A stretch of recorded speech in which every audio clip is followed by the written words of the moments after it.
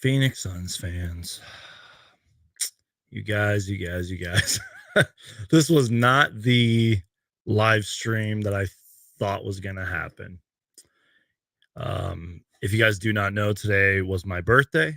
I just turned, let me get it, Alvin Adams, 33. Very blessed birthday. I'm very blessed to see the age of 33. And I was like, it's game 6, and the Phoenix Suns are playing in the playoffs on my birthday for what? Probably the first time in like 10 years, if I remember correctly.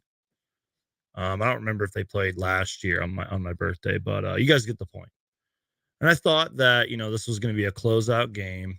And I thought that, it wouldn't be easy, but I thought the Phoenix Suns would win. Actually, no, let me just correct myself there. I thought the Phoenix Suns would just show up. And that is not what happened tonight. Tonight was embarrassing. Tonight was disappointing.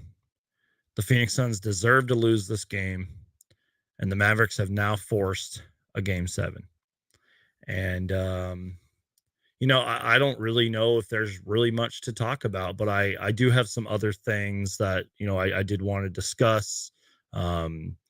I want to talk about some other NBA related topics after we rant and vent about this terrible game. And then, we'll get into some like birthday stuff, and we'll talk about some NBA topics. My good friend Super Mario Hoops is going to join me. I sent him a very late invite, so he'll just be doing, his broadcast from his phone, but I appreciate him joining me. You guys, if you missed any point of this game tonight, let me just sum up the third quarter for you. The Suns had 27 points in the third quarter. They had 7 turnovers. The Dallas Mavericks had 34 points. They had 0 turnovers. And,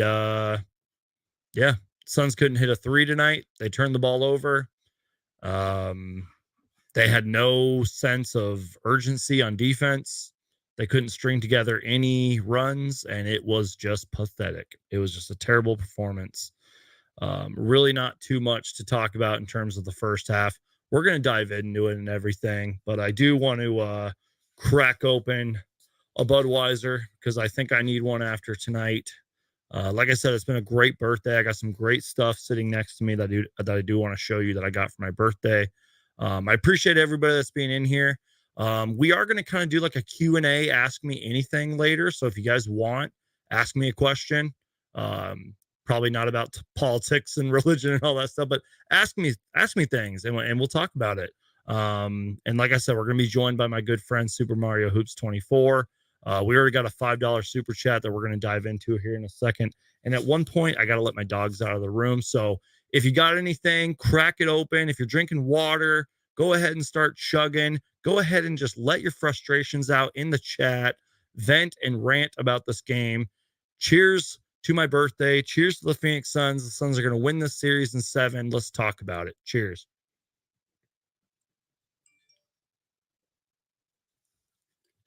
Oh, yeah, by the way, let's start off this live stream on a not positive note. The media was reporting that Chris Paul was like grabbing his right hand on his way to the bench. And that's not good. And I knew something was wrong. You can maybe forgive Chris Paul for like one game for having an off night. But during the Mavericks series, it kept continuing. Chris Paul looked less and less like himself. And during this game, I kept looking at his hands. And there was just so many times where it just didn't look like he wanted to move his hand at all. Something is wrong with Chris Paul. And I don't think the Phoenix Suns have released that information. Clearly, the guy is injured. Shout out to my good friend, Cody. Says, happy birthday, man. Sorry about the game. Everyone hit that like button for Suns Geek's birthday. Appreciate you, Cody. You're the man. Hulk smash the like button, you guys. And you know what? I think I pretty much said everything I need to say about the game. Let's bring on my good friend, Super Mario Hoops, live from his phone. Super Mario, do you have anything to add to this expert analysis on this terrible game from the Suns? Because I don't. I have nothing, man. There's nothing to talk about.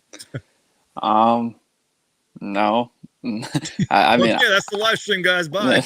I mean, I don't know really what else to say. Like, they all came out terrible. Ugh. I think like ever since game 3, which is, I mean, that's Chris Paul's 37th birthday, like he hasn't looked the same. And maybe I'm thinking like I'm thinking in the back of my mind like maybe like there's some selfishness going on because Monty Williams said in game 3, he's like, I didn't get Chris Paul a birthday gift. And now he's been playing bad. So now like on your birthday, they didn't give you your gift in a win. No, I don't know, but yeah, it's not looking too good. I thought by now Chris Paul would have um, got it together. I think like see, I didn't see like when he was actually like grabbing his hand right after the game because I just told you like I kind of I turned off the game like early in the fourth quarter. I don't blame Um, you. yeah, so and I don't know really what's up with him, but I don't want it to be like a repeat of um, his first year in Houston remember when they were up 3-2 and then he just sat out the last few games because of the hamstring, missed a critical game 7. That was probably, I mean, he's what people thought would be his easiest path to a championship. Because I mean, the other team, yeah, had LeBron on it, but they didn't really have much else. So I don't know. I think, yeah, that would be tough if like Chris Paul like out for game 7. Um, but I don't know. I feel like he probably should have said something like earlier if that's what's going to hold him out. But Now, oh wait, go ahead. now I'm not sure if maybe he decided to keep that private, but like we usually know about injuries and stuff, you know, whether it's my guy Flex from Jersey or it's Woj or it's Shams or inside reporter, whoever, you know, we usually know about these things. Something is Yeah, wrong with Chris Paul. That's I the bottom line.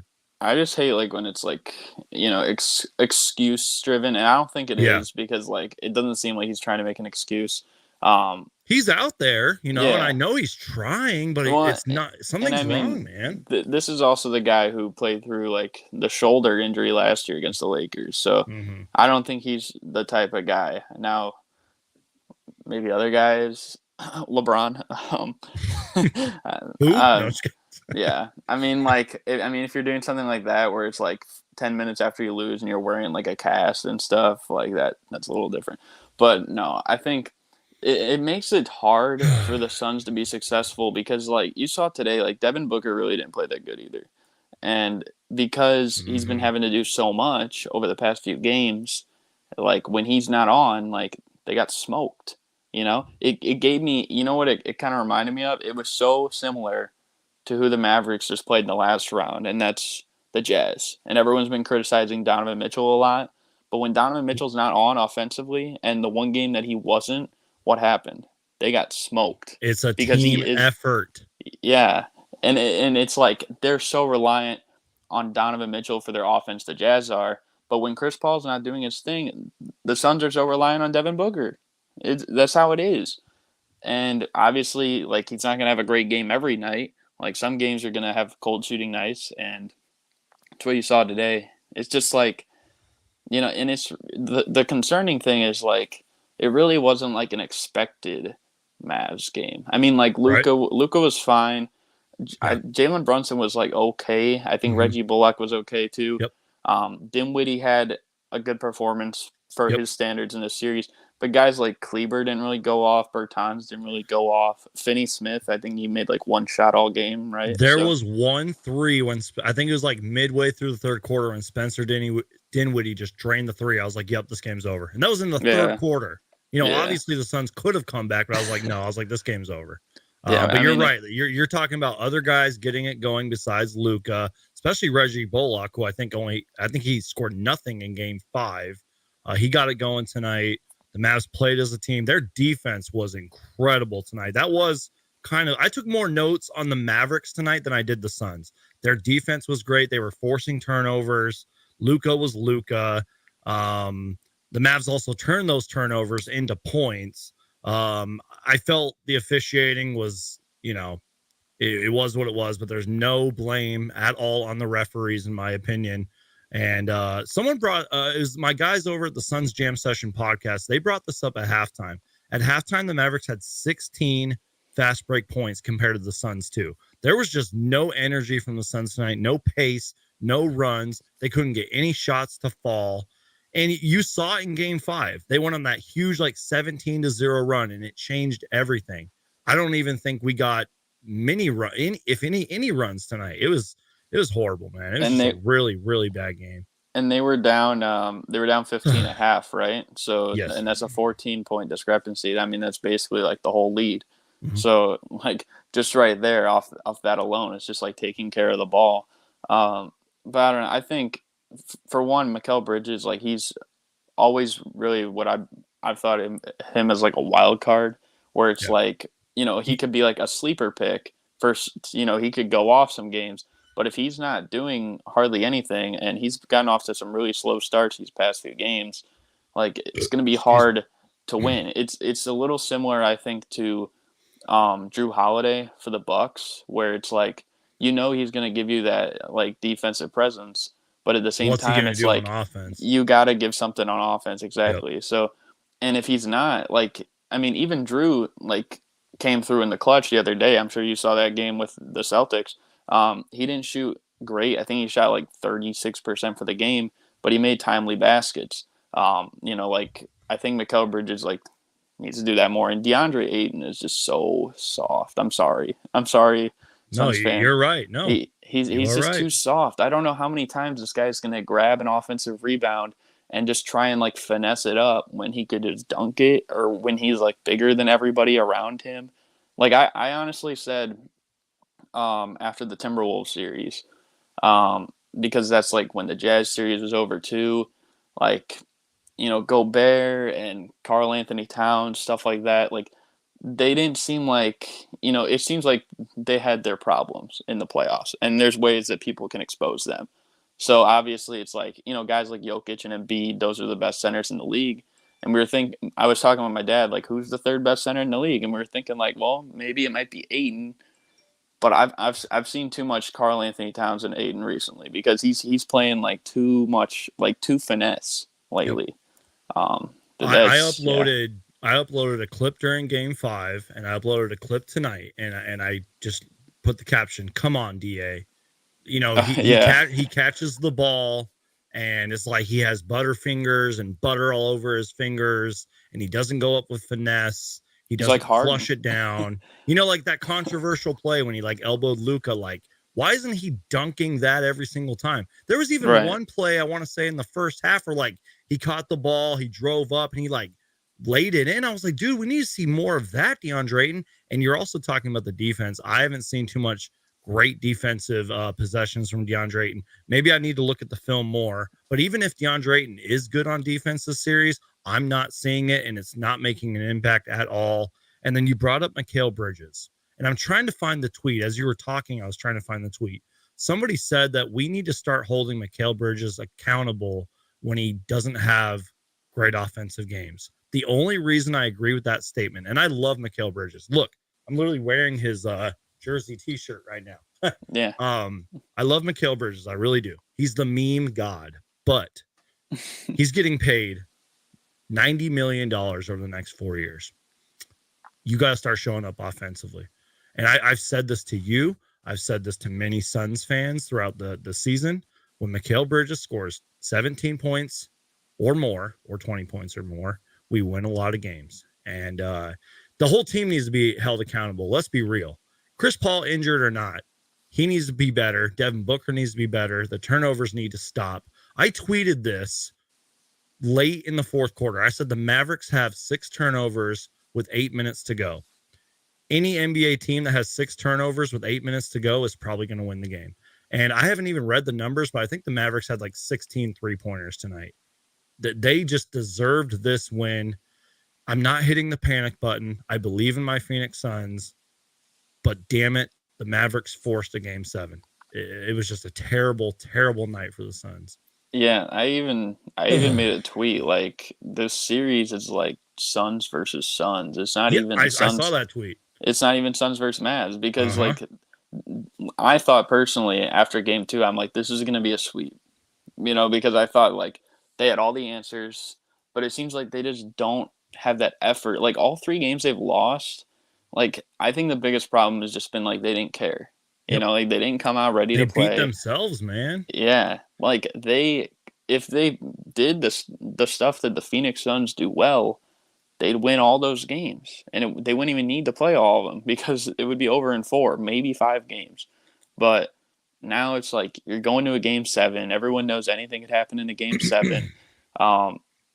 And I mean, yeah, and even doesn't even matter if you're like facing elimination on your home court. We saw that from Philadelphia tonight, right? So, yep. Which maybe later in the stream we'll talk about that. First off, you guys, thank you to everybody that's wishing me a happy birthday. Thank you to everybody that's in here to listen to us rant and vent. I appreciate you guys. I promise we're gonna get to the comment section soon.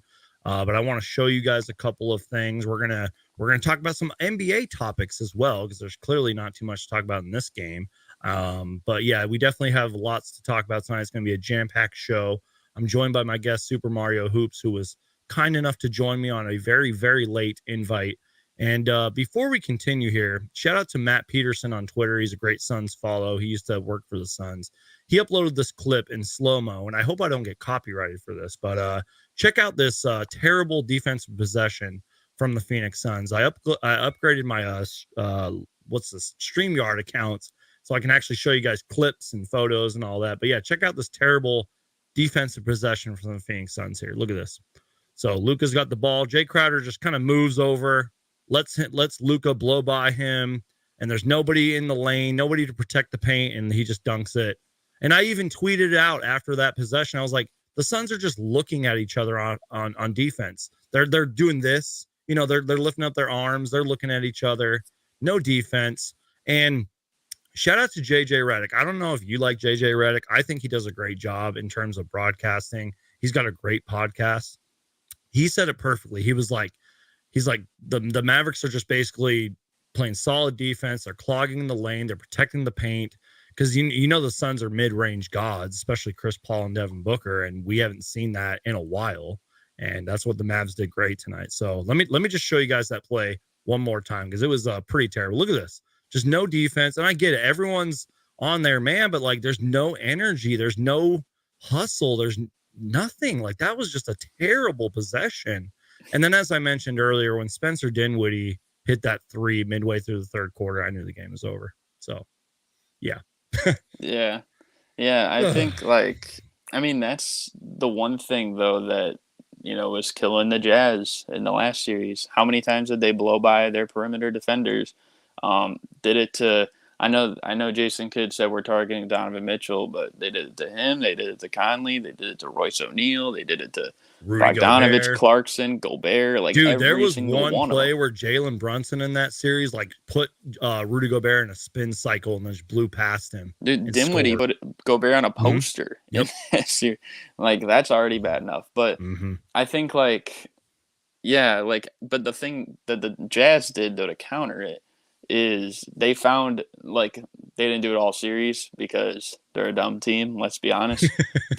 but like what they did to counter it, especially the first 2 games, like when Luka wasn't there, because that's even when their defense was better, but they were attacking Davis Bertans every single time. Then when Luka was there, they were trying to attack Luka because he was just coming off the injury. And I think that's what the Suns need to do more of. What happened in like game 2, like when the last game that Chris Paul looked like, I don't know, Chris Paul?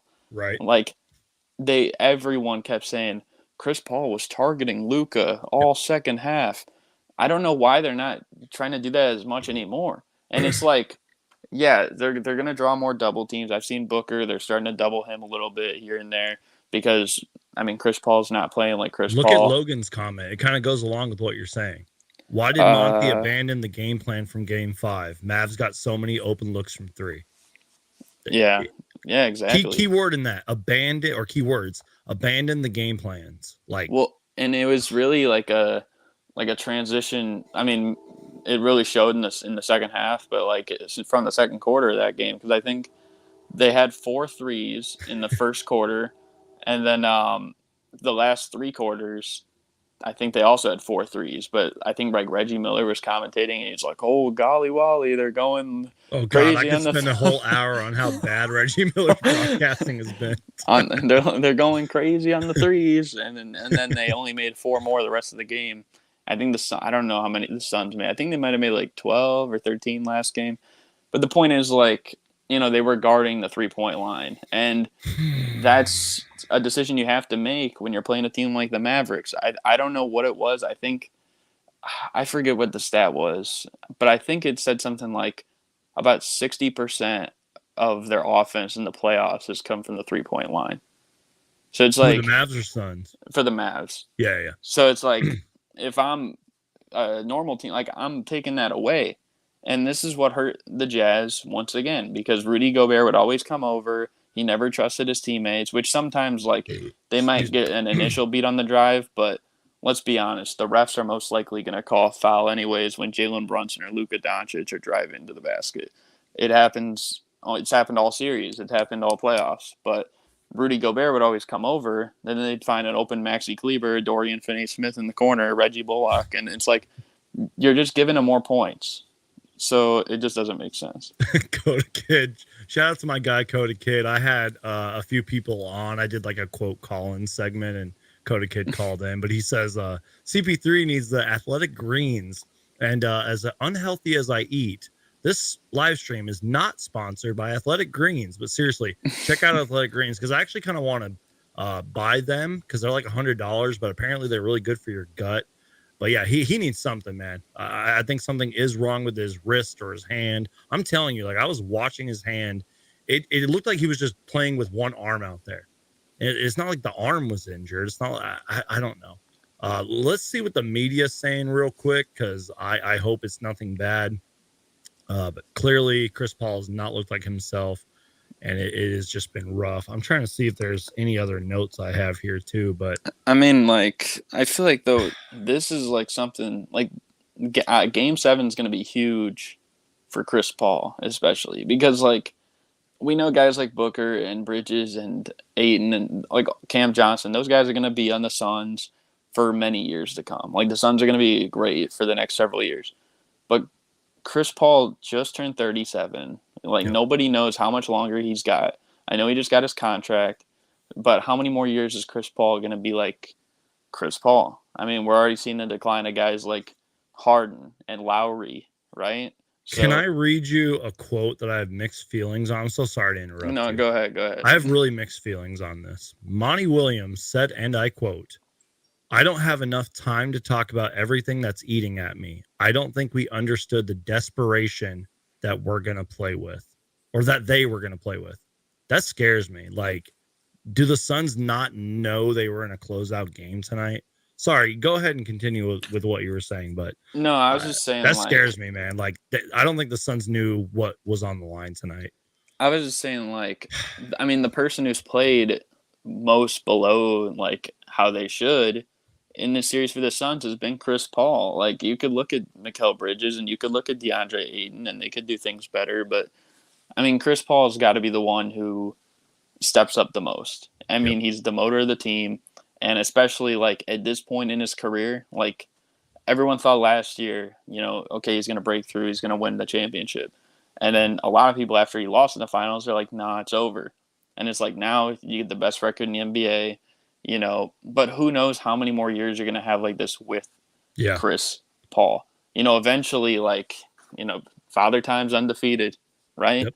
I mean, unless you're Tom Brady. unless you're Tom Brady and you play like I'm not forever. even a football guy, and I know that's accurate.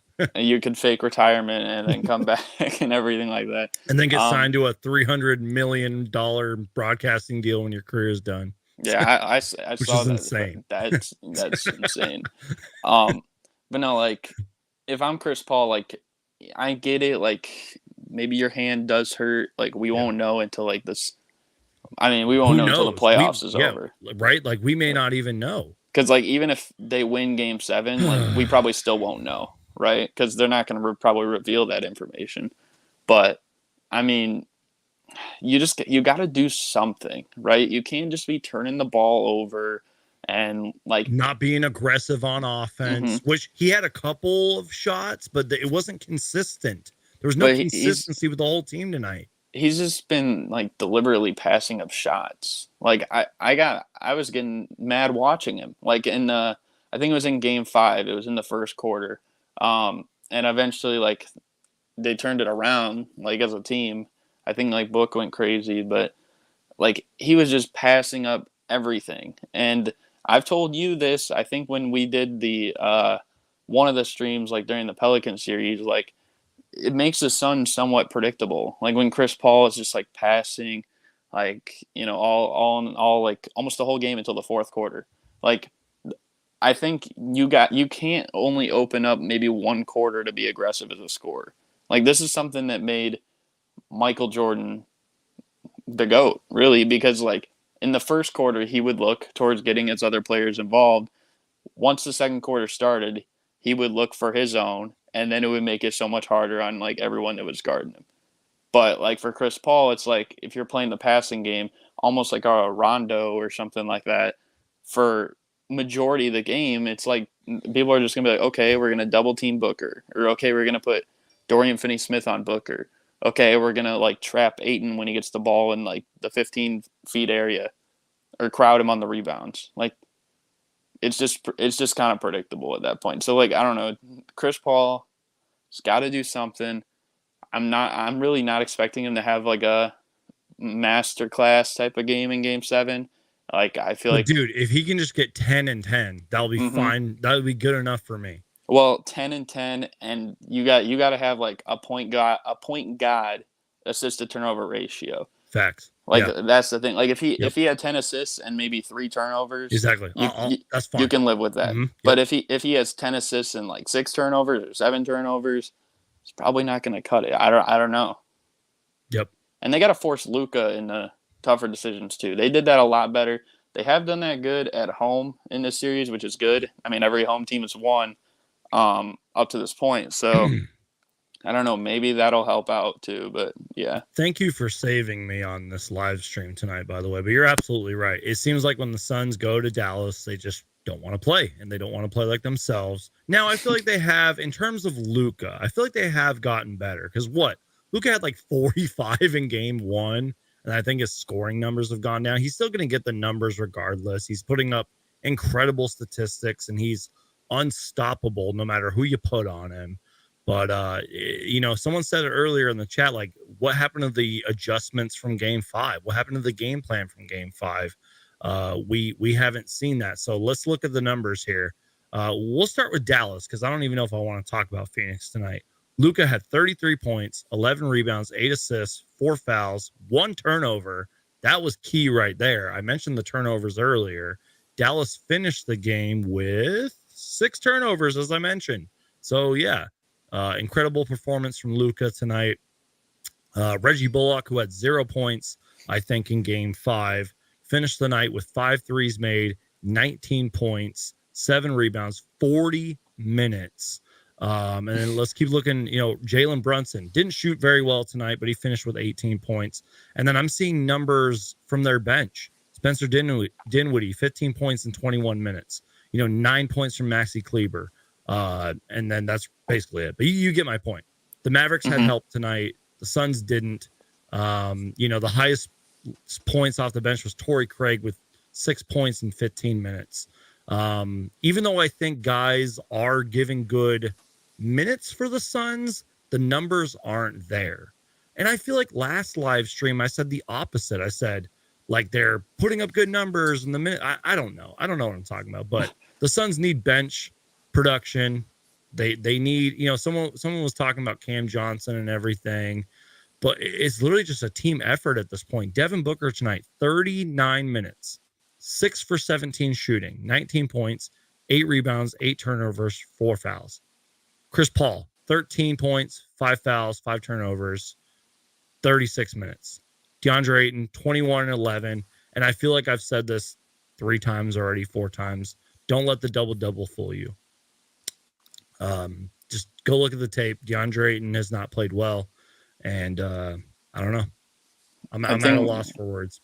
Yeah, I mean, like, historically, like, I think Chris Paul, like, this is a perfect time, though, to make his move from, I mean, he's always getting bundled with guys like Westbrook or like James Harden, in the sense where it's like they might be great regular season players, and then once the playoffs come around, even if they put up high volume numbers, like in the biggest moments, they'll always come up short. I think Chris Paul has executed better than those two in particular, but they still put him in that class. I think like this is a good time to overcome that. But I don't know. I was thinking, and I guess this is like a question for you. Like, so let's say last year, like didn't happen for the Suns, and let's say like their most recent season was the bubble season. You know, going 8-0 in the bubble, missing the playoffs, and like this is their first taste of the playoffs, basically in like 10, 11 years, right? Do you think that the Suns would be playing much better in these playoffs? Because I think they would personally. So wait, can you repeat the first part of your question before Okay, the so bubble? like, What? so if this, so like, you know, last year, like it was the first Suns playoff appearance in like Yes. 11 years. Let's say this was the first one in like 11 years or Ooh. so, like basically erasing last year. Yeah, yeah, yeah. Do you think they'd be playing much better? Because I feel like they would. This is where I think the conversation of the Suns are beating themselves is coming into play, because obviously the Suns had a lot to play for last year and they still have a lot to play for this year, but it doesn't feel like they have that same motivation, that same drive. And even during the regular season, like they would just lose games we knew they could win. Like, remember when they lost back to back to the Thunder and Memphis late in the season, and some Suns fans and content creators tried to play that off as, oh, it's the end of the season. I was like, no, something is wrong with this team. Like, I they're remember losing. when I came on here and the Suns literally smacked the Bulls, Mm-hmm. and it turns out it only ended up a 3-point game or Yep. something, right? And, Like, and how does and that that's my happen? point, man. If that answers your question, the Suns are beating themselves. So if this was their first time, back in the playoffs, trying to make a finals run, I would just answer with they're beating themselves right now. They're not playing with that motivation and that drive and that passion that we saw last year. I feel like you don't even really see that like anymore, where there's just like a team that dominate. Like, look at like some of the back-to-back champs, like in the Warriors when they won their second one with KD. Like they went to 7 with the Rockets and they were down 3-2. You know, same thing with the Heat, like in their second one, like with the big three. Like I feel like you haven't seen a team like that, like maybe since like Shaq and Kobe, like when they went like 15 or 16, or they went 15-1 because that was a best of 3 or a best of 5 back then in the first round. But like you haven't seen it in like forever. I feel like now people are like, okay, we had our great run the first time, like we were motivated, like we had got our first taste with this organization, but now it's like kind of stale. And maybe part of that is just because of like the player movement that you see in the NBA, where it's like, guys like, James Harden, for example, or Westbrook, like LeBron, like these guys like want to move like in such a short span of time, like to other And teams. you know So what? The Suns are way ahead of schedule, because yes, we yeah, went 8-0 in the bubble. That's great. That was an incredible time. That kind of reminded people, hey, the Phoenix Suns are building something. And then we won 51 games and we went all the way to the NBA finals, and we were 2 games away from an NBA championship, but we are way ahead of schedule. I mean, look um, at teams that had a yeah, good season, that made the playoffs, that lost in the first round. That's my point. yeah. Could you pull up Ben's recent comment? Yes, let me Or let my dogs out real quick because they're about to bark. Give me 1 second here. Hold okay, on. Hold on. Give me 1 second.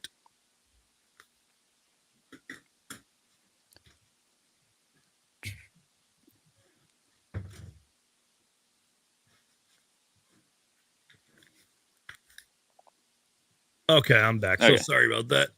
No, you're Okay, good. what am I pulling up? Ben's comment. Ben's most recent comment.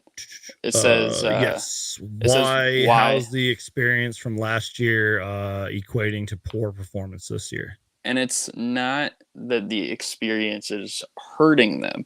The thing that I'm saying is that this year, last year that was like kind of their experience, and it was all fresh, right? Right. Guys like Booker and Aiton and Bridges. And I don't think it's really rubbing off on Booker, but They had I never think, been there. yeah, like they had never been there. So it was something like fresh, like okay, like you know, and there was so much like we had never done this, we had never done that. Like like for example, starting with the Lakers, everyone doubted them, right? Like they're like, oh, LeBron is 14-0 in the first round in his career, and they came out and they wanted to prove him wrong. Oh, Jokic is the MVP, and they wanted to prove him wrong. Oh, the Clippers are the most talented team. That's what Stan Van Gundy was saying the whole time. I know they were without Kawhi. They wanted to prove him wrong, and they got all the way to the finals. But now it's like this year, it's like, okay, we expect the Suns to be the team to beat. Now, how are they going to respond, right? Like they're in the Lakers' shoes, they're in the Clippers' shoes. So that's what I'm saying. Like now it's kind of like, okay, we've been there, done that. And these other teams, like the Mavericks, like the Pelicans, they're more hungry and they're going to be like, dude, we have nothing to lose. Like, we're just playing these teams just to play. Like, the Pelicans probably thought, like, dude, if we get swept, like, that's what people think. That's what I predicted. I thought they would get swept by the Suns. And they won 2 games, forced it to 6 games. Almost could have won. Which one was it? I think it was game 6, 5? 3. I think it was 5, game yeah. 3 or game 3 or game 5. But yeah, like they had a lead too in that one, so Yeah. it's like they almost could have forced it to 7. Like that's huge for an 8 seed to do. I don't think that's been done in like 7 years, 8 years. So that's my point. That's what I'm saying. Yeah. Just so you guys know, I don't know about you guys, but I'm on my second beer already. I needed 1 or 2 after tonight. And Chance, I don't think he's really referring to me necessarily, but Suns Twitter does tend to panic. Not just Suns Twitter, Suns in general. Suns social media tends to panic after any loss. And I don't think Suns fans are jumping ship, but I will say this. I never expected the series to go 7. I thought 5 at max. I knew the Mavs would get 1. And here we are, game 7. And To be fair, everyone's team's Twitter goes crazy. Exactly. Just because, like, yeah. I was seeing today, like, people are like, is Zach LaVine going to leave the Bulls for the Spurs or the Portland Trailblazers? And I'm like, like, repeat what you just said. You know what I mean? Nah, I think Zach LaVine's going to stay. That's just my personal opinion. Facts. But yeah, I don't know, man. I just like, I'm looking at the notes here and I really have nothing left. Shout out to everybody that's in here. Thank you, Brandon. We will get that in my home. Okay, let's just continue this talk. I'm going to kind of put you on the spot here. What do the Phoenix Suns need to do in order to win game 7? Because I'll start you off here. They can't start off with that first half. I thought they played okay in the first quarter. Let's get positive here for a moment. I thought they played okay in the first quarter. And Monty Williams was talking to what's her name, Cassidy Hubbarth or whatever. He was like, and I think they also showed the little first quarter or end of the first quarter little huddle, and he's like, we're mentally locked in. But he's like, we need to quit giving them good looks. He's like, and then he talked to Cassidy Hubbard, and he was like, I didn't think we looked so good on offense, but he talked about some other things the Suns did well. And then that was just when everything went to shit. Devin Booker had like 8 points in the first quarter, and then he didn't score for a while. So what do the Suns need to do, man? Do they need to have a repeat performance of game 5? Do they need to build leads and keep them? Do they need to go on more runs? Do they need to let Luka get whatever he wants and then stop everybody else? I don't know.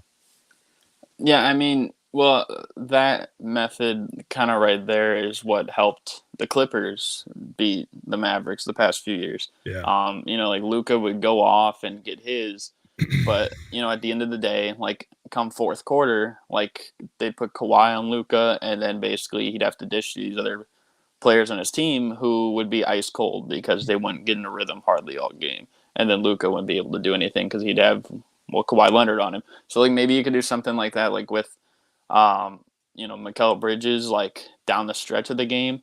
But at the same time, like just try and, let Luka get his, almost like ball hog in a sense.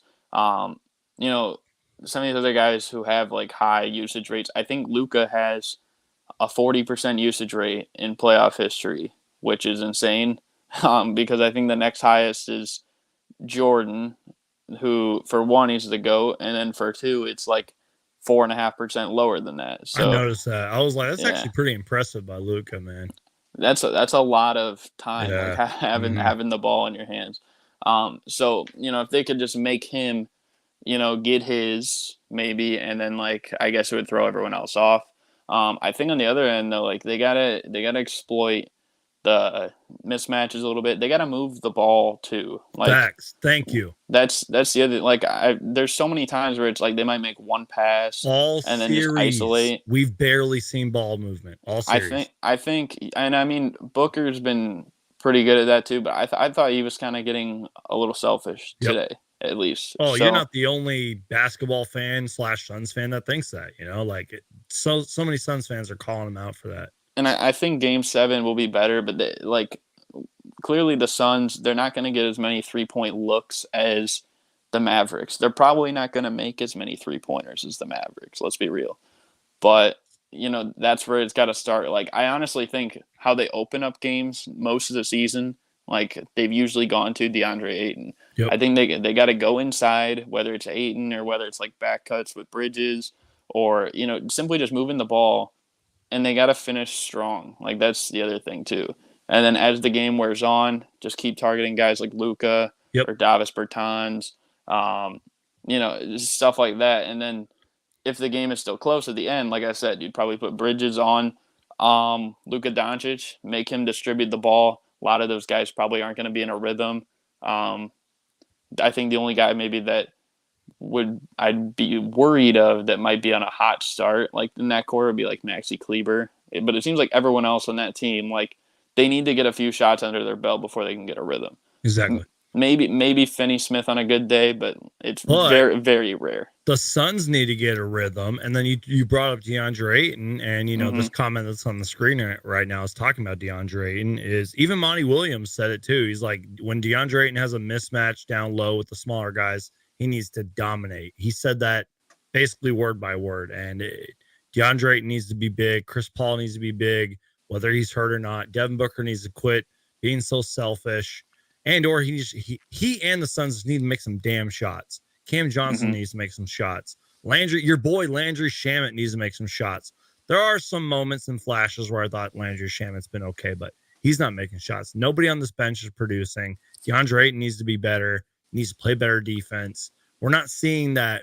Like, literally, DeAndre Ayton, in my opinion, was the best player going into the finals all playoffs long for the Suns. I think 98% of Suns fans would agree with that. I agree with that. We haven't seen that. And I've said this so many times throughout this series. What happened to mid-range DeAndre Ayton? Dude, during the Pelicans series, didn't matter if Jonas Valanciunas was on him, Jackson Hayes, he was just pop, pop, pop, lighting it up from the mid-range. I've seen one or two mid-range shots from Ayton, if that. And I don't know what happened. I think like the Mavericks, I mean, you got to credit the Mavericks because their defense. Yep.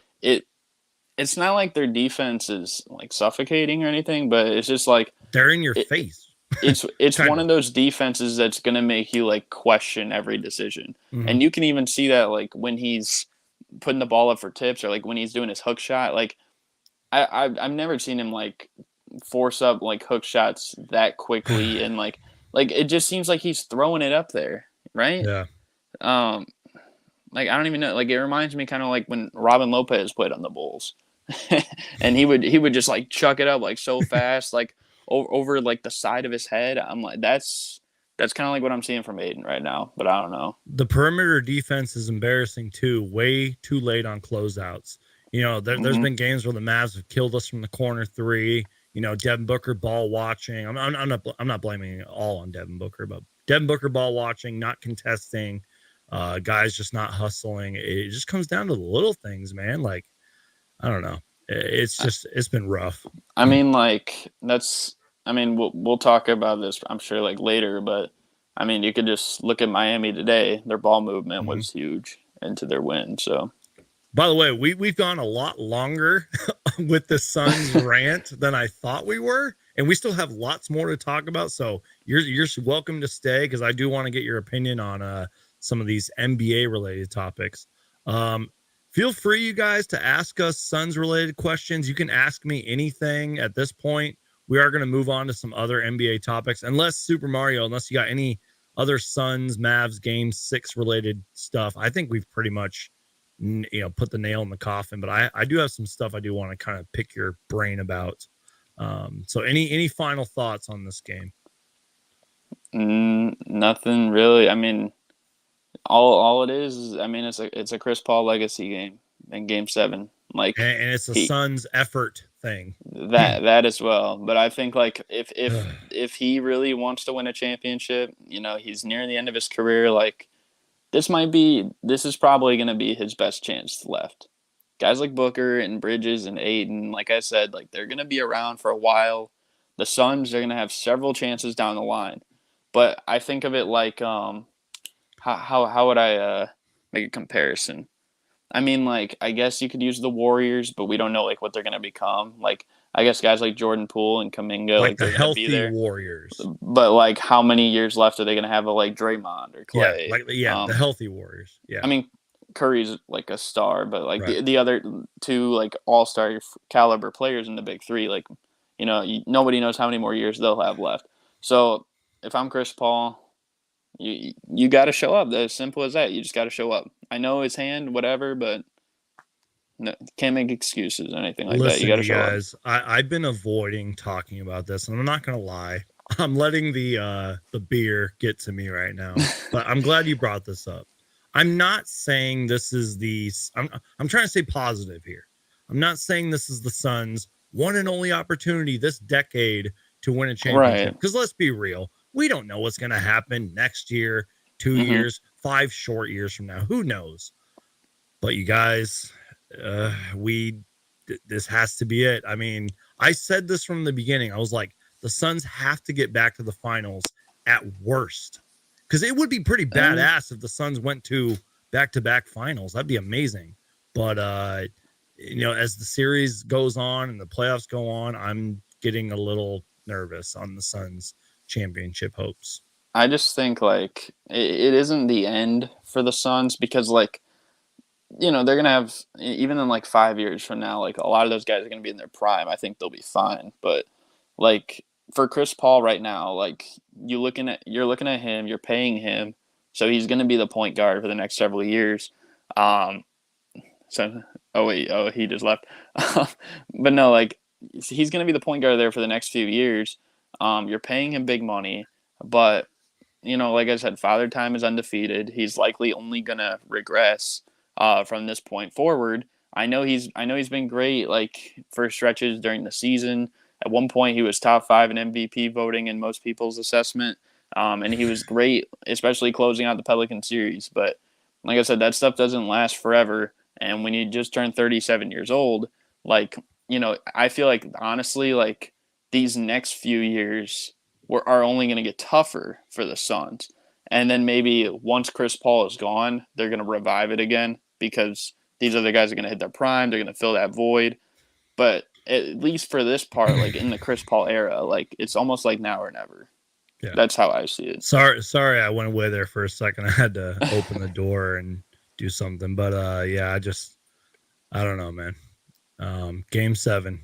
It's Devin Booker. I think he was talking to the media, and he said something like, everyone says Game 7 is the 2 best words in sports, but I'm nervous, man. They could also be the 2 worst. Yeah, exactly. DeAndre Ayton said, and I quote, "We're gonna have to bring it. There's no room for mistakes in this one." You want to know what Luka said going into this series? And I quote, he said, "We're gonna have to play near perfect games to beat the Suns." Well, they beaten us, and they forced a Game 7. So I don't know anything anymore. I don't know basketball. I don't know statistics. I don't understand the league. And the Suns have to win Game 7. It's as simple as that. This is desperation time. The Suns should have played with desperation tonight, which they didn't do. And here we are. Yeah, so. I mean, it's kind of drawing like I know the Mavericks are a great team, but it's drawn a lot of comparisons. I think to like situations like pre Miami, like Cleveland version of LeBron, or also like 2018 LeBron, where it's not like he had a whole lot around him. So, and you saw like the teams that he played, teams like those Pacers, like with Oladipo, or the Wizards, like Gilbert Arenas way back in the day, or like freaking who else? The Raptors. That's another big one. Like a lot of those teams, like they had to make changes, like because they're like if we can't get past a team that's kind of one-star driven. Like, what are we gonna do? So it's like if the Suns did lose Game 7, it's gonna be tough. It's gonna be tough. I think they will win Game 7 though, but that would be a tough pill to swallow. I'm seeing some hilarious comments in here. Like, to be honest, we should have kept Abdel Nader and Frank Kaminsky. And they were good last year when Frank was starting. I don't know if Linda's calling me out or calling us out. He's saying, "Bro, why are you salty?" Well, we just lost a desperation game, which we should have won. I think that's about me, like, saying stuff toward Chris Paul, probably. No, it's okay. I mean, if I know Chris Paul, like I think I know Chris Paul, he'd probably agree with you because he knows who holds himself to the highest standard. It's Chris Paul. I mean, all these guys should be holding themselves to the highest standard, and they didn't do that tonight. It was embarrassing. All I'm gonna say is if Steve Nash was playing this series, it would be over already. Suns would win. Thank you. We're going to talk about that later. That might be a good segment. I'm going to kind of pull this up for a second. By the way, guys, let us know in the chat who you got, the 2004 Phoenix Suns or the 2021 Phoenix Suns. I might need to go into the actual YouTube chat and do a little poll. I did some polls on my social media earlier. If you guys hear some weird noises in the background, I do apologize. It's my dogs. Yeah, I don't know if you heard, like, I'm like close to a train track, so you might have heard that. I haven't heard nothing. Okay, but you know what? Unless someone asks us a good question, let's keep moving on here. Let's move on to the NBA MVP votes, and I actually have a picture here that we're gonna look at here. Now, this would have been a lot better of a conversation if the Phoenix Suns, would have, like, I don't know, showed up and played in this game. I thought I had the picture ready to go. I must be slacking at my old age. I got an opinion on this too. Let me upload it in 1 second here. Give me a second. I'll pull up the numbers. But in short, Devin Booker placed 4th place in the MVP votings. Here they are. Nikola Jokic obviously won the MVP with 65 first place votes. He finished in a pretty much landslide 875. You got Joel Embiid up there, who I thought got robbed. Sorry for the background noise. You got Giannis, Devin Booker 4th. And you know what? I know that it was a terrible game from the Suns tonight, but Devin Booker placing 4th in the MVP race is absolutely incredible. Luka, Jason Tatum, Ja Morant, Steph Curry. Let me lower this real quick. Who else we got in there? Chris Paul. How do I forget Chris Paul? Your boy DeMar DeRozan, LeBron James, and Kevin Durant. So, in short, you got any thoughts on the MVP voting? Well, first, I'm going to start off with my Bulls, obviously. So here's the thing. I know he's ranked up there first ahead of the other two below him, but he's tied with LeBron and Kevin Durant. Are you good with the the camera thing? I'm so sorry. You're good. I just wanted you to get it, like, good. But yeah, I know that they have him ranked their 10th, but they have him tied there with LeBron and Kevin Durant. And I was personally disappointed because Casey Johnson, who is one of the Bulls' inside reporters, had obviously a 1st, 2nd, 3rd, 4th, and 5th place vote for the MVP, and didn't pick DeMar DeRozan at all, which I was surprised by. He's a Bulls reporter. He did not pick DeMar DeRozan at all. That disappointed me, and I was kind of heated.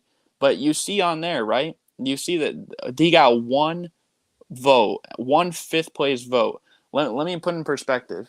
Ben Simmons last year got 3 times the votes that DeMar DeRozan got this year. Does that make sense? Nope.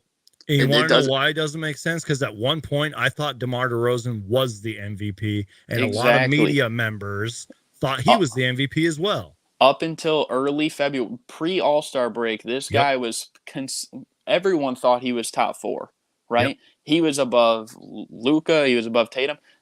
I don't mean to bring offense, but he was above Devin Booker. No, that's okay, because Booker wasn't in the MVP race for a while, especially since he was hurt. He was up there with the big 3 right there. Yep. How does he slide all the way to 10th? And you tie him with LeBron and Kevin Durant? That seems like a sympathy vote, if you ask me. Because why LeBron every year got to be in the MVP voting, even when he missed the playoffs in 2019, even when he missed like 1,000 games last year, and the same thing this year. Like, he didn't even like lead the league in scoring. Like that was like the big thing they were saying about him. But he didn't even do that. And then Kevin Durant too. Like he missed a good chunk of the year as well. But you're telling me that he had just as good of a season as DeMar DeRozan or LeBron did? Like I get it. Like their careers blow DeRozan's away, but this season I don't buy that at all. So Right. that made me really mad to the fact that like they didn't even separate that. Like to say that they're all tied, that annoys me. I agree with you though. I think Joel Embiid, they were all deserving, I guess, like the top three guys, but I would have picked Joel Embiid for my MVP Yeah, same here. as well. I probably would have picked Jokic as like my runner-up though, so it's not like let's too be bad. real. Jokic and Embiid are obviously two of the greatest centers to ever play this game. You and I are both Mm-hmm. NBA history fans. We cannot deny that. And you can go all day with statistics and highlights, and this player did X, Y, and Z, and Joel Embiid carried his team to the second round and everything, blah, blah. Joel Embiid was my pick, but at the same time, let's be real, Jokic deserved it too. I guess you could throw Giannis in there as well, but Yeah. I guess really my point was DeMar DeRozan deserved way more votes and credit than he got, and Devin Booker being fourth goes to show Phoenix's turnaround, especially the past 2.5, 3 years. So that's kind of just my thoughts. Any other final thoughts on the MVP race, or not really race, just the MVP votes? Because obviously Jokic won it. I mean, honestly, for me, like, yeah, I'm a Bulls fan, so I'm going to be biased, but I would have put DeRozan over. I would have put him over Chris Paul. I wouldn't have put him over Devin Booker, though. I think Booker is fine in the top five.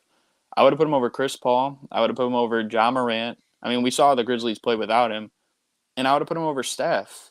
Right? It seems so weird how DeRozan was above Curry in most people's assessment for the MVP, like pre All-Star break. Then Curry missed like the last month and a half of the season, and just because the Bulls were losing, but DeRozan was still playing great, like he fell below that. Like that doesn't even make sense to me. But I think Booker top four. I think that was well deserved. I think like Isaiah Thomas said, like if you're the leading scorer on the best team in the NBA, like you need to be somewhere in the MVP voting. Although I'm going to bring up Donovan Mitchell because it didn't make sense how he didn't get any votes last year for that rule. Facts. Like I think like they both should have been somewhere in the top 10 at the very least. But yeah, I think Luka, he kind of made a late surge, but yeah, it is what it is. I mean, I didn't really mind it that much other than the DeRozan was too low, and I probably would have picked Embiid to win it, but yeah. I don't know if you're a big Jason Tatum fan, but I think Jason Tatum deserves a lot of credit. But really, we all know at the end of the day, who the real MVP is. Boban Marjanovic, who is a national treasure on and off the court. If you don't know who that is, go ahead and look him up. He's incredible. He should have been in the MVP race. I mean, let's be real. But I appreciate your thoughts on that, man. I will say too, I am glad this year that I didn't have to try and go me against the world and trying to defend Derrick Rose being on the MVP voting because last year he was. Which I even then I still would have done that, but it just seems like more relaxing. I don't have to. Oh, Derrick Rose. You mean future Phoenix Suns Derrick Rose? Because he apparently was at a Suns playoff game last He was. He was at what was it, game 5? I wish I had that picture ready to go. I think it was game 2 because I think Booker played That's that just game. so random. Hey, dude, he's scout. He wants to come to Phoenix. I'm telling you. Well, you know what? He probably play a lot better than Cameron Payne. Let's be real. He'd play a lot better than Chris Paul right now. I'm taking D Rose over Chris Paul. D Rose would be a lot more aggressive on offense and drive to the rim more than both Chris Paul and Cam Payne. Let's be real. One thing about D Rose, he's never had a playoff series where you could look at it and be like, this guy didn't perform. You know what I mean? Like there's not one that you could look at and be like, he underachieved necessarily. So, last thing I'll say on the MVP race is, let's be real. LeBron is LeBron, but maybe if the Lakers would have had a better season, I would throw him in there. I mean, he didn't deserve to be in it at all. Yeah, he didn't.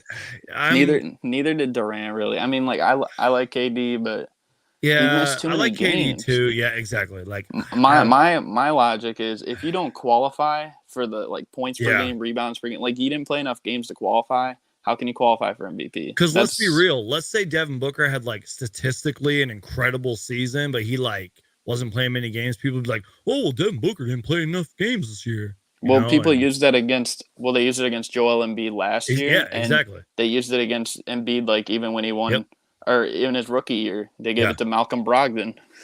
I remember that. Yeah, I mean he was Dario like Saric was in that Rookie of the Year he race. was he finished above Embiid Yep. too. Dario. Oh, Dario. We miss it. And speaking of Dario, let me move my chair. They need him to He's on come my back. He's the calendar right savior. there. Suns need him to come back. You know what? There's been like little short clips of him like working out. I'm like, he looks pretty damn healthy to me, but That's probably like a he's Ben Simmons, yeah, like he's Kawhi not scenario. coming back. Like he's not coming back at least this year. I feel bad for Dario. I wouldn't say a Ben Simmons, that's his own thing, but like a Zion, Kawhi type of thing. Let's keep going here though, and I actually have pictures for this. By the way, I hope I'm not keeping you too long, because this live stream's gone a lot longer than I thought. I honestly you're good. I'm just checking like my phone battery, making sure it's not dying. I honestly thought we were gonna just talk about the Suns game for like 2 minutes, but we ended up going 40, which is fine.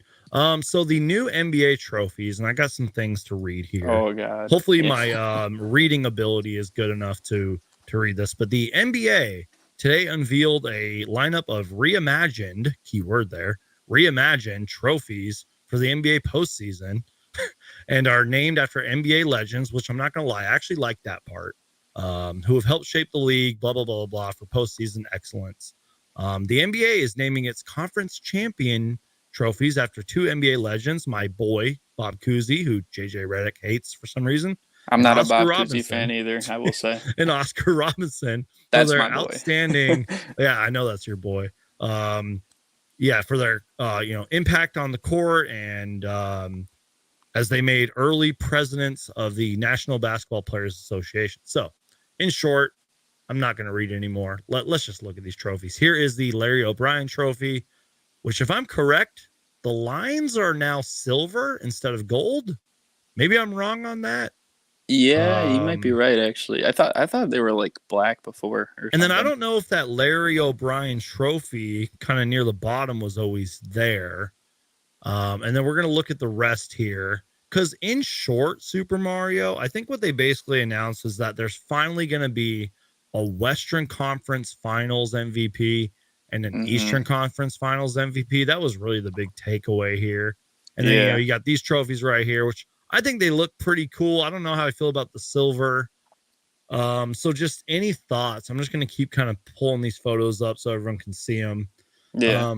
What do you think about the whole Western Conference Finals MVP and Eastern Conference Finals MVP? Do you like the look of the trophies? Like, what do you think, man? I mean, okay, so the trophy designs definitely look pretty good, I would say. Yeah. I will agree with you. I think it is cool how they named them after certain legend. I mean, we already knew the Bill Russell one was like the Finals MVP, Magic but Johnson, Larry Bird, and that's like an iconic rivalry. Yeah, I did find it funny though, because how in the conference championships, like one of them was Oscar and one of them was Bob Cousy, and anyone that knows, like at the end of Oscar's tenure, like with Cincinnati, and like him and Bob Cousy didn't get along very well. So I found that pretty ironic how like they had them as like rivals. They literally hated each other at the end. But no, I think the whole thing where it's like, yeah, a finals MVP, I get it. They want to honor guys like Larry Bird and Magic Johnson. That's cool. Honestly, I probably would have been more fine if they just named those for the Oscar and Bob Cousy awards, and then just didn't have the finals MVPs for the conference finals at all. Because to me, like, it just seems like they're trying to incentivize losing all the time, right? like I don't. Why should second place get like a trophy? Like, oh, I got the Western Conference Finals MVP. It's like, did you win the NBA Finals? No, but I got the Magic Johnson Award, or I got the that's like, where I have mixed feelings as a fan of NBA history. Even did you see when Larry Bird reacted to it, and he said like, oh wow, like He's like, I wish I could have got that Magic Johnson award. Like he even said it like it seemed like a joke. I'm sure like, they were like holding up a sign saying, "You need to read this." Yeah, Like say this. like he probably is like, this is stupid, right? So Oh God. I don't know. I think it's dumb. It incentivizes losing in a way because people will be like, well, I got a conference finals MVP or something. And then like people will be less content to win the NBA championship. You know what I mean? Like that's dumb. And it's like, how is that fair to guys like I said, former Phoenix Sun Charles Barkley or Reggie Miller or Allen Iverson or all these guys that made the finals in the past Yep. that would have gotten one of those awards. Now they can't, right? To help build their resume, maybe for a Hall of Fame And chance, yeah, right. And I'm just saying, like, I I know I bash LeBron a lot. I know I do. I know I do. But this seems like an award that was strictly based off what he's done in the past, because this guy's made 10 NBA finals. And what's the biggest thing they say about him? Of all the greatest players in NBA history, he's like basically the only one, along with like Wilt Chamberlain, that's like up there in the top 10 that has a losing finals record. And it just seems like, oh, well, if this award existed back then, like, oh, well, LeBron would have this many conference finals MVPs. Like, it seems like they're just doing this, like, just so, like, people can say stuff about the past of NBA players and stuff like that. And it's like, it's weak, right? Like, I don't like how they incentivize losing, right? Like, there's a winner and there's a loser. Like, and people were like, well, then it was, someone even told me on Twitter today, they're like, well, it hurts less, like, or something if they get a trophy after they win the conference final. I'm like, it's supposed to hurt. You're losing in the NBA finals. Like, you get all the way there and you lose. Like, I mean, this never happened to me because my high school team wasn't good enough. But if if I got to the state championship and we lost, like every year, like we didn't win state, like we didn't get no medals, we didn't get no ribbons or anything like that. Like that's stupid, if you ask me. Well, that's so what I think. You know I'm like a huge NBA history fan, so that's kind of where I have a lot of mixed feelings, and I do understand the whole like, you know, your reward. It's like a trophy thing, and everyone deserves an award. Now, look, in the unlikely event that the NBA goes back to like the 1960s, where like the Celtics were going to the finals every year, in the unlikely event that like one player goes to the Eastern Conference Finals every year and puts up incredible numbers and performances, sure, maybe you deserve a trophy for that, but that's probably not going to happen. Um, and I'm totally down with the renaming of the trophies. You can do that all damn day. I don't care. I mean, Kobe obviously deserved it for his tragic passing and everything. And I'm sorry, I'm the biggest Bob Cousy fan there is. I know you're the biggest Oscar Robinson fan there is. So I love the renaming of it. Rename everything at this point. I don't care, but I don't know how I feel about that because we're in the NBA's 75th year. And I will give credit. I love how the NBA does experiment. You know, they experiment with All-Star Weekend. They experiment with X, Y, and Z. But I'm not sure about this, man, because we're 75 years into this league and this has never been a thing, you know? Yeah. Now, I will say though, if they do like let's say the NBA Finals is a rematch this year. Let's say it's Suns Bucks again. Which could be possible. It could be, but like let's say they give the Cousy Award to Giannis and they give the Oscar Award to like Devin Booker or something, or Chris Paul. It doesn't really matter. Something like that. But I don't know. Like, wait, okay, I just completely. It's okay. I forgot what I was going to say. Dude, you've saved me on this whole live stream because I had like nothing going in here. I was going somewhere with it. I think I was going to say something along the lines of, no, I don't remember. If I remember, I'll say it. Yeah, feel free to interrupt me if you remember. But I will say this: I only have a little bit of my beer left, and this is my final drink of the night, besides water and Gatorade. So cheers to everybody that's in here. We have about 60 people in here. Hulk smash the like button. Please Hulk smash the like button for my friend, a YouTube content creator, Super Mario Hoops, who came on here last minute. I sent him a late invite, and he has carried this stream. And we should all cheers to him. And happy belated birthday to myself. It was my birthday. I do have some stuff I want to show you guys before the stream ends. But we do have we have any more topics? Let me see. I'm looking at my notes here. Yeah, kind of. We have a couple more things. Feel free to ask me any questions in the chat, and then we'll pretty much wrap this thing up. So cheers to everybody in here. I love you guys. Happy birthday to me. Happy birthday. So I wish I could remember what I was saying. But I don't have the biggest following on, Twitter and all that and YouTube, but I will say this. Let me refresh my page here. I did a Twitter poll saying, who you got, the 2004 Phoenix Suns versus the 2021 Phoenix Suns. 77 people voted so far. 89.6% voted for the 2021 Suns. And then on my YouTube, community page, we got a lot more votes. Oops, I clicked the wrong button. 368 votes, 87% for the 2021 Phoenix Suns. The reason I think the 2021-22 Suns, my dogs are fighting in the background. I think the reason they would beat the 2004-2005 Suns, we don't have to spend too much time on this because my brain isn't really working right now. It's just simply defense. And I love those run and gun 7 seconds or less teams. And I would, Sean Marion was incredible, and Amari and DeAndre Ayton would be incredible to watch, even if they were just playing one-on-one. But I think this Suns team has more depth. They have more size, defense. But I will say this, and I was kind of reading on the 04-05 Suns. If the Suns got off to if the 04-05 Suns got off to an incredible start. Sorry, I need to pull up the right banner for this. If the 04-05 Suns got off to a hot start from three and they were pushing the pace, and Steve Nash has even said this on record. He says, I wish I would have shot more threes back in the day. Mm-hmm. I think this 2021-22 Suns team would struggle. As great as they are on defense. Let's say the 04-05 Suns got off to a great start from three. This Suns team would struggle to recover. So what do you think on the debate? Now, the reason this gets brought up, by the way, is I didn't watch the clip, but Amari Stoudemire was on the jump or something and said that, this team would beat the 2021 Suns. What do you think about all this? Yeah, so I did pick in your poll on Twitter. I picked the 05 Suns because I said I can't go away from my guy Steve Nash. Yeah. But it's not just that, you even said, excuse me, if Steve Nash was playing in today's era, he would obviously take more shots. He'd be more aggressive. Steve Nash said that. I wish I had the clip and everything. Yeah, and I think I saw the clip you're referring to too. Yeah.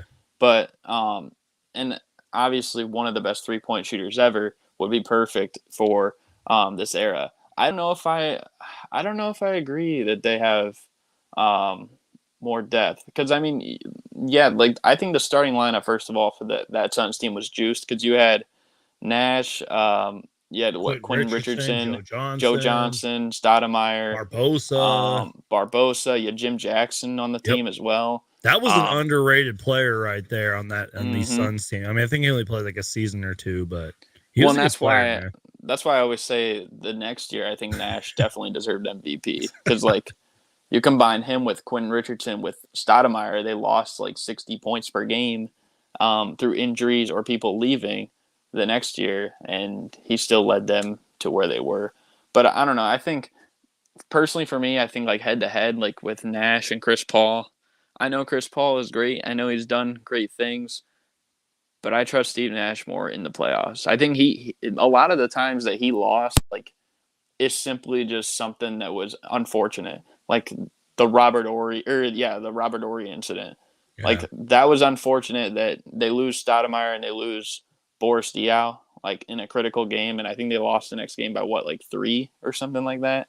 I feel and they probably would have won it all that year, but that was in 07. But I think instances like that, 2006, they go to the conference finals, they lost, like I said, they lost Joe Johnson, and they lost I think Quentin Richardson was gone that year, and obviously they didn't have Stoudemire. So Yeah. it's like all that, and they still forced the Mavs to 6 games, and they were probably going to be favored over that Heat team too. I think that they just had a lot of unlucky instances.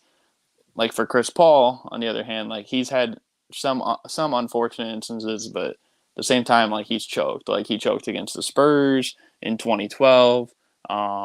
Same thing with 2015 against Houston. Um, like the Jazz, the first round, like his last year with the Clippers. So like there's just so many instances to pick from in his defense. But I don't know. I think it would be hard to stop a guy like Devin Booker. That's for sure.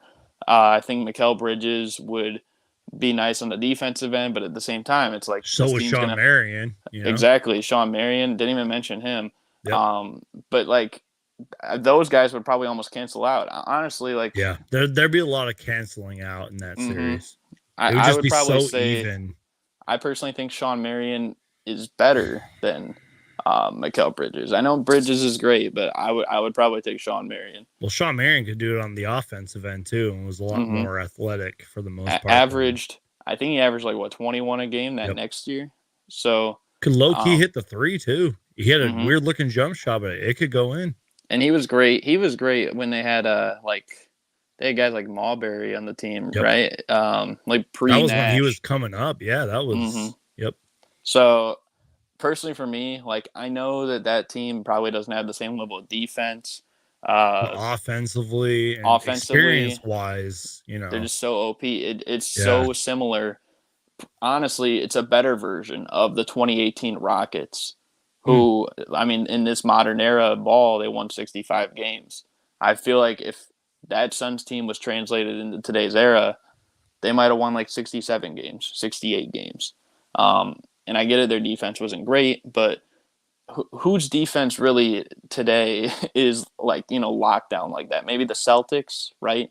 Like they're And that playing took like a great while team for them defense. to get that kind of defense. They had to have a hmm horrible start to the season. But it's almost like where they ranked defensively back then. Like Thank you, Jose, for joining, man. Cheers to you.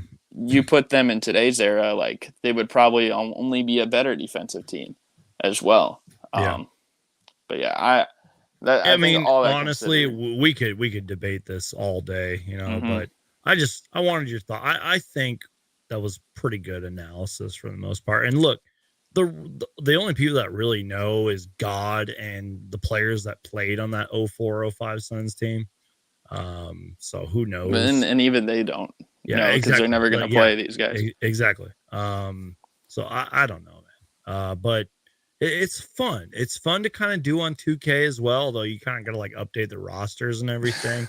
But it is fun, and it's fun to think about because, like I said, there's a lot of cancellations. But I'm telling you, man, Amari Stoudemire versus DeAndre Ayton. I wish Amari Stoudemire could train DeAndre Ayton because maybe we see a little more finesse and dunking Speaking on of people. speaking of training, I actually heard today, and I didn't even know this. Like, I guess Jalen Brunson has been trained in the past. They said it on the broadcast. Yeah, yeah. Did you hear who By they his said? dad, Well, or they said him, but also an NBA player. Did you hear who they said? who's the NBA player? Derrick Rose. What? Yeah, I didn't even know that. I was Dude, like, you're like the biggest Derrick Rose fan I know. I rarely, I don't think I've ever seen them like together like that though. You know what I mean? Like this is weird. Wow. I did not know that. You learn Um, something new every day. all right, you guys, feel free to ask me any questions in the chat. Super Mario, you're welcome to hang out if you still want. I'm going to show off some birthday gifts before I get out of here. I'm probably going to film a vlog on all this, but I got some incredible gifts from my generous parents today. And then I want to show you some stuff that my brother got me. I don't know if you're a Spider-Man fan at all, Super Mario Hoops, but this movie was pretty incredible. Spider-Man No Way Home on 4K Oh Ultra yeah. HD. Yeah, it was an incredible film. That's all I got. I don't want to spoil anything if people haven't seen it, but yeah, this was an incredible movie. I'm low-key a pretty big Spider-Man fan. That's saying something. I don't know about you, but I love Chipotle. I got a Oh Chipotle same. gift card. Dude, I got the And Chipotle app. Like I always bro, get the reward points and I stuff. had to like stop. I had to literally like cut myself off from Chipotle because I was just eating so much Chipotle. Dude, we don't Um, have one like anywhere near my school, so every time I'm back home, I gotta get some. if you guys wanna know why I'm out of shape, it's because I drink beer and I eat a whole bunch of these. Yo, This is that's my not, favorite candy too. dude. I love Reese's. These are my life. Reese's. If you ever want to sponsor me, I will eat your products all day, every day, no Dude, have you matter ever what it done a is. spaceship thing? Like with it's like you have a Reese on both end and then you put like a Hershey like thing in the middle. Like it's almost like No, but I a need to do spaceship. that. Yeah, dude, it's like the goated sandwich. That sounds amazing. I want to try that. It's so Um, good. Shout out to my brother. First off, let me show you guys something before I show you my hat. I'm gonna step away from the mic for a minute. My brother, as you can see, there's a chair in the background. You're probably like, why is that chair in the background? Well, it's because I'm gonna kind of lower the camera too. I Hey am now yo. sitting in this incredible chair. It is a secret lab chair. Let me get my mic out of the way. Look at this. My brother gave this to me. Ooh, Yeah, look at that. Now, I that's got my nice. pillows down here, but this is an incredible chair, Secret Labs. I don't know if you guys can still hear me, but yeah, it's an incredible chair. This is one of the most comfortable chairs I've ever sat in. I think they like start at like $500. My brother got a new one for about 600, I want to say, and he was generous enough to give. Let me know if my camera looks okay. He was generous enough to give that to me for my birthday. And I'm telling you, yesterday I sat in this thing for like 10 minutes and my back whoosh, like straightened up. It was incredible because he also was nice and gave me this pillow to go along with Ooh. it.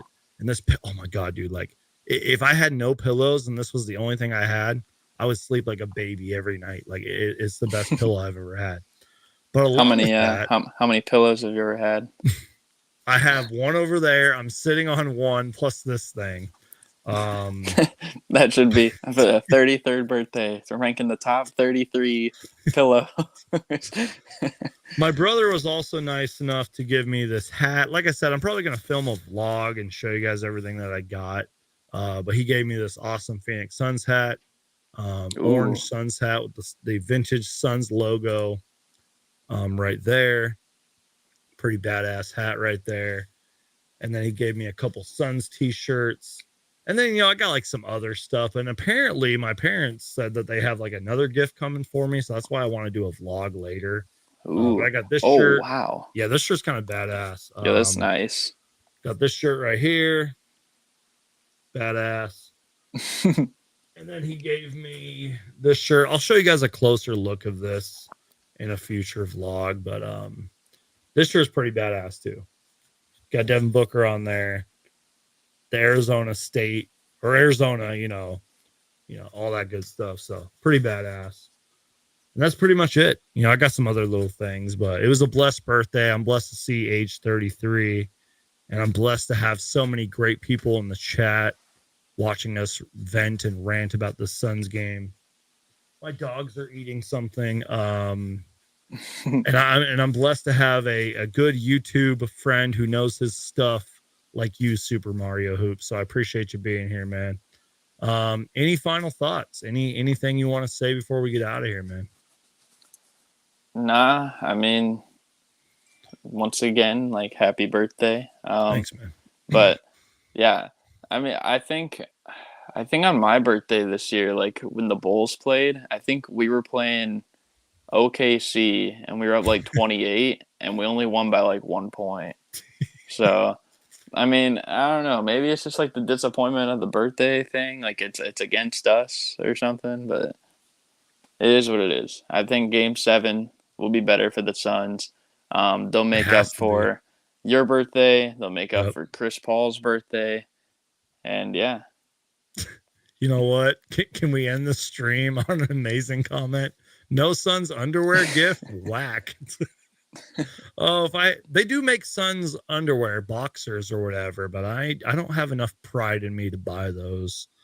So if anybody wants to buy me Suns boxers, let me know, because they do That- sell them, believe it or not. That would be so weird. Like, I Hey, love the Phoenix Suns and everything, but I don't know if I could wear Suns boxers or underwear. That's a it's little like, weird. hey, mom, or hey, honey, I'm going to the store. I gotta get my favorite YouTuber a fresh pair of Suns underwear. Oh, I love you guys. You guys are all awesome. I think we're gonna call it.